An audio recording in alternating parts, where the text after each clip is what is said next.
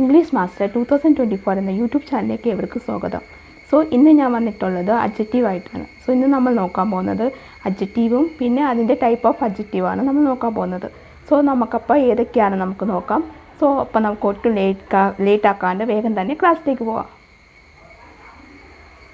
അപ്പോൾ നമുക്ക് നോക്കാം അഡ്ജക്റ്റീവിൻ്റെ meaning. An adjective is a word that add something to the meaning of noun. എന്ന് വെച്ചാൽ അഡ്ജക്റ്റീവ് എന്ന് വെച്ചാൽ ഒരു വേർഡാണ്, ഒരു വാക്കാണ്. അത് നമ്മൾ നൗണിൻ്റെ ഇതിലേക്ക് ആഡ് ചെയ്യാണ്. അതുകൊണ്ടാണ് നൗൺ എന്ന് വെച്ചാൽ നമുക്കറിയാമല്ലോ, പേരും സ്ഥലവും അതൊക്കെയാണല്ലോ സൂചിപ്പിക്കുന്നത് നൗൺ എന്ന് വെച്ചാൽ. അതിൻ്റെ ഇതിലേക്ക് ആഡ് ചെയ്യാണ്. അതിനെയാണ് നമ്മൾ അഡ്ജക്റ്റീവ് എന്ന് പറയുന്നത്. പിന്നെ അതിൻ്റെ എക്സാമ്പിൾ വന്നിട്ട് Manju is A clever girl. Clever എന്ന് വെച്ചാൽ അഡ്ജക്റ്റീവാണല്ലോ. അപ്പോൾ നമ്മൾ ക്ലവറിനെയാണ് അഡ്ജക്റ്റീവായിട്ട് സൂചിപ്പിക്കുന്നത്. മഞ്ജു എന്ന് പറഞ്ഞാൽ ഇതൊരു നൗണാണ്. ക്ലവർ എന്ന് പറഞ്ഞാൽ ഒരു സംഭവമാണ്. അത് സൂചിപ്പിക്കുന്നത് ഒരു ഇതാണ്, ഒരു സബ്ജക്റ്റാണ് സൂചിപ്പിക്കുന്നത്. ലൈക്ക് ഒരു അഡ്ജക്റ്റീവാണ് അതിനെ പറയുന്നത്. കാരണം വെച്ചാൽ Manju is A clever girl. അത് ക്ലവർ ആണല്ലോ, അതൊരു സംഭവമായിട്ടാണല്ലോ സൂചിപ്പിക്കുന്നത്. അതാണ് നമ്മൾ അഡ്ജക്റ്റീവ് എന്ന് പറയുന്നത്. ഓക്കെ, അപ്പോൾ നമുക്ക് ഡിഫറെൻറ്റ് ടൈപ്പ് ഓഫ് അഡ്ജക്റ്റീവ്സ് നമുക്ക് നോക്കാം. ആദ്യം അഡ്ജക്റ്റീവ് ഓഫ് ക്വാളിറ്റീസ്. അപ്പോൾ ഇത് ക്വാളിറ്റീസ് നമുക്ക് നോക്കാം. Adjective of qualities says what kind of persons place or thing the noun is. എന്ന് വെച്ചാൽ ഈ നൗണ് അതിൻ്റെ ഏത് ക്വാളിറ്റീസിലാണ് ഉള്ളതെന്നാണ് സൂചിപ്പിക്കുന്നത്. ഇപ്പോൾ ഉദാഹരണം പറഞ്ഞാൽ പേഴ്സൺ എന്ന് വെച്ചാൽ ആ മനുഷ്യരോ അല്ലെങ്കിൽ സ്ഥലങ്ങളോ വസ്തുക്കളോ അതൊക്കെയാണ് ഇതിൻ്റെ ഇതായിട്ട് സൂചിപ്പിക്കുന്നത്.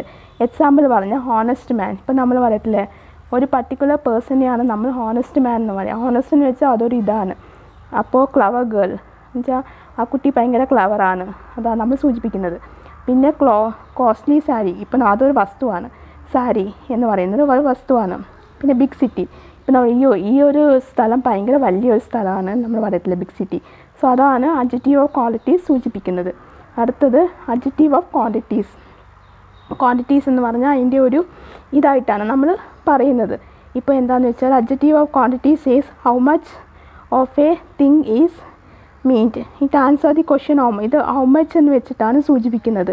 ഇപ്പോൾ ഹൗ മച്ച് സമ്മ് എന്നൊക്കെ പറഞ്ഞാൽ ആ ഒരു രീതിയിലാണ് ഈ ഒരു അഡ്ജക്റ്റീവ് അതിൻ്റെ എത്ര ക്വാണ്ടിറ്റി ആണെന്നുള്ള രീതിയിലാണ് സൂചിപ്പിക്കുന്നത്. ഇപ്പോൾ എക്സാമ്പിൾ പറയുകയാണെങ്കിൽ there is some water in the glass. എന്നുവെച്ചാൽ ഈ ഗ്ലാസ്സിനകത്ത് കുറച്ച് വെള്ളമുണ്ട്. അത് എത്ര ഉണ്ട്, എത്രയാണ് എന്നുള്ള രീതിയിലാണ് ഈ അഡ്ജക്റ്റീവ്സ് ഓഫ് ക്വാണ്ടിറ്റീസ് വരുന്നത്. അതാണ് ഇത് സൂചിപ്പിക്കുന്നത്.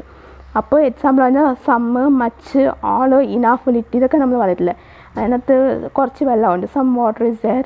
മച്ച് എന്ന് വെച്ചാൽ കൂടുതൽ, ഓളെന്ന് വെച്ചാൽ ഒത്തിരി, എല്ലാവരും. ഇനാഫ് എന്ന് വെച്ചാൽ മതി, ലിറ്റിൽ എന്ന് വെച്ചാൽ കുറച്ച്.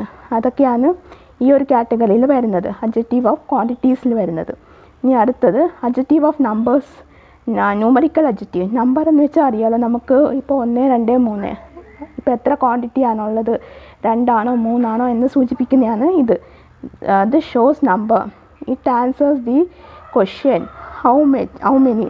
ഇത് വന്നിട്ട് നമ്പറാണ്. ഇത് സൂചിപ്പിക്കുന്നത് ഹൗ മെനി, എത്രയാണെന്നുള്ള രീതിയിലാണ് ഇത് സൂചിപ്പിക്കുന്നത്. എക്സാമ്പിൾ വന്നിട്ട് I will give you 2 apple. ഞാൻ നിനക്ക് 2 ആപ്പിൾ തരാമെന്നുള്ള രീതിയിലാണ് പറയുന്നത്. 2 നമ്പർ. ഇത് ഞാൻ നേരത്തെ പറഞ്ഞ നമ്പറാണ് ഇത് സൂചിപ്പിക്കുന്നത്. ചിലപ്പോൾ 3 ആവാം, 4 ആവാം, അങ്ങനെ ആ ഒരു രീതിയിൽ നമ്പറിൻ്റെ രീതിയിലാണ് ഇത് വരുന്നത്.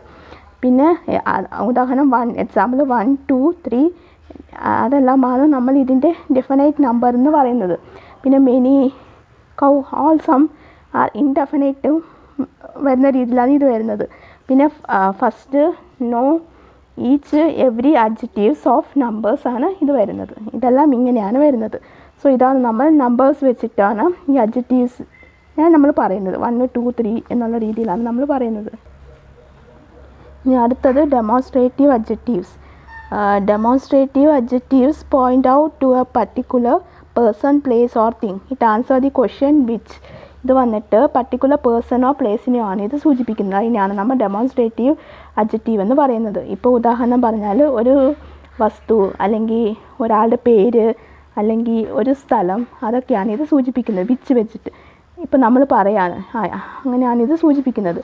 ഇപ്പോൾ എന്താണെന്ന് വെച്ചാൽ പറഞ്ഞാൽ this, that, this, those, such, ഇതെല്ലാം വന്നിട്ട് ഡെമോൺസ്ട്രേറ്റീവ് അഡ്ജക്റ്റീവായിട്ടാണ് വരുന്നത്. എക്സാമ്പിൾ വന്നിട്ട് ദിസ് പിക്ചർ ഈസ് ബ്യൂട്ടിഫുൾ. ഇപ്പോൾ നമ്മൾ ആ സ്ഥലം ഭയങ്കര ഭംഗിയാണ്. ഈ സ്ഥലത്തിന് ഇവർ ഈ പറയുന്ന സ്ഥലങ്ങൾക്കോ ആളുകൾക്കോ എന്തെങ്കിലും ഒരു പ്രത്യേകത ഉണ്ടാവും. അതിനെയാണ് നമ്മളിത് ഡെമോൺസ്ട്രേറ്റീവ് അഡ്ജക്റ്റീവായിട്ട് സൂചിപ്പിക്കുന്നത്. ഇനി അടുത്തത് വരുന്നത് interrogative adjective.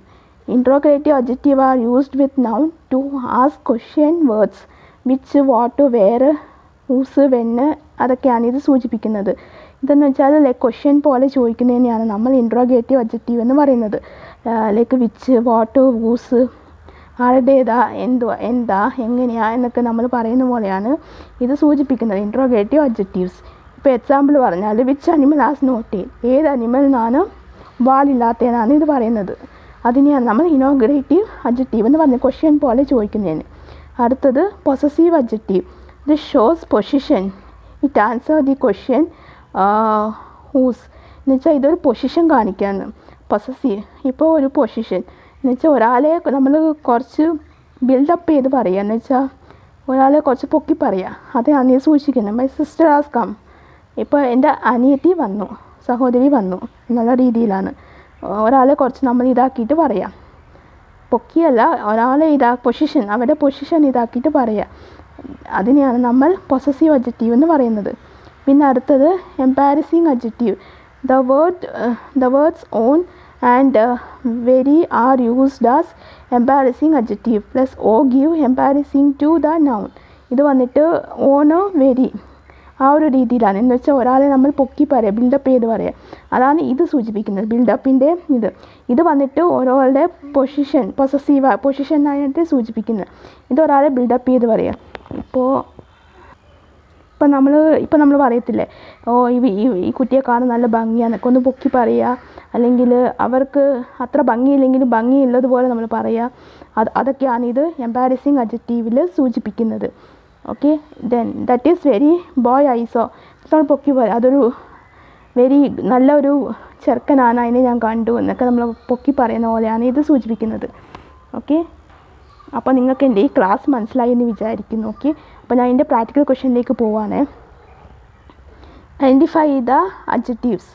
I will give you 3000 rupees, ഞാൻ നിനക്കൊരു 3000 rupees തരാം. My friend is on the way, എൻ്റെ കൂട്ടുകാരി വന്നുകൊണ്ടിരിക്കുകയാണ്. ക്ലവർ ബോയ്, ക്ലവർ എന്ന് വെച്ചാൽ കുറച്ച് ബ്രില്യൻ്റായിട്ട് ഉള്ള ചെറുക്കൻ എന്ന രീതിയിലാണ് ഉദ്ദേശിക്കുന്നത്. ദിസ് നേച്ചേഴ്സ് ആർ ബ്യൂട്ടിഫുൾ, ഈ പ്രകൃതി നല്ല ഭംഗിയാണ്.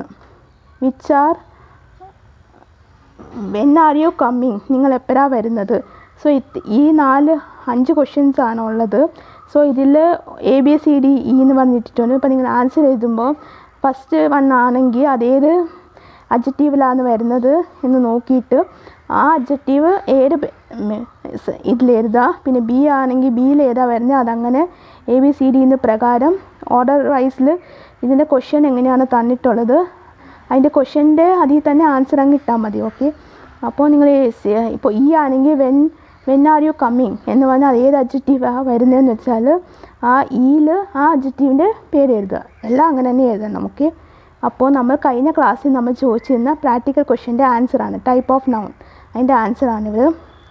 I know the girl who is dancing. Okay, അത് റിലേറ്റീവ് പ്രൊനൗണാണ് വരുന്നത്. I wash the cloth myself, അത് എംപാറ്റിക് പ്രൊനൗണാണ് വരുന്നത്. വിച്ച് ഈസ് യുവർ സൈക്കിൾ, അത് ഇൻട്രോഗേറ്റീവ് പ്രൊനൗൺ. പിന്നെ വന്നിട്ട് വി വർക്ക് അവർ സെൽഫ്, അത് റിലേറ്റീവ് പ്രൊനൗണാണ് വരുന്നത്. ദോസ് പീപ്പിൾ ആർ ഇന്നോസെൻറ്റ്, അത് ഡെമോൺസ്ട്രേറ്റീവ് പ്രൊനൗണാണ് വരുന്നത്. ഓക്കെ, അപ്പോൾ നിങ്ങൾക്ക് എല്ലാവർക്കും ഇന്നത്തെ എൻ്റെ ഈ ക്ലാസ് മനസ്സിലായി എന്ന് ഞാൻ വിശ്വസിക്കുന്നു.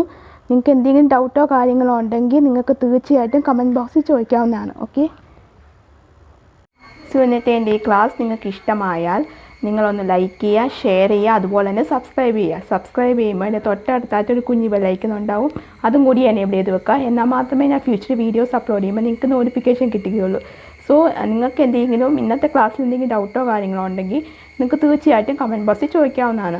അത് മാത്രമല്ല അല്ലാതെ തന്നെ നിങ്ങൾക്ക് എന്തെങ്കിലും ക്ലാസ്സസ് വേണമെന്നുണ്ടെങ്കിൽ അതും കൂടി നിങ്ങൾക്ക് കമൻറ്റ് ബോക്സിൽ ചോദിക്കാവുന്നതാണ്. അതിനും കൂടി ഞാൻ ക്ലാസ് ഇടുന്നതായിരിക്കും. സോ എല്ലാവർക്കും അടുത്ത ക്ലാസ്സായിട്ട് കാണുന്നത് വരെ ടാറ്റാ ബൈ ബൈ.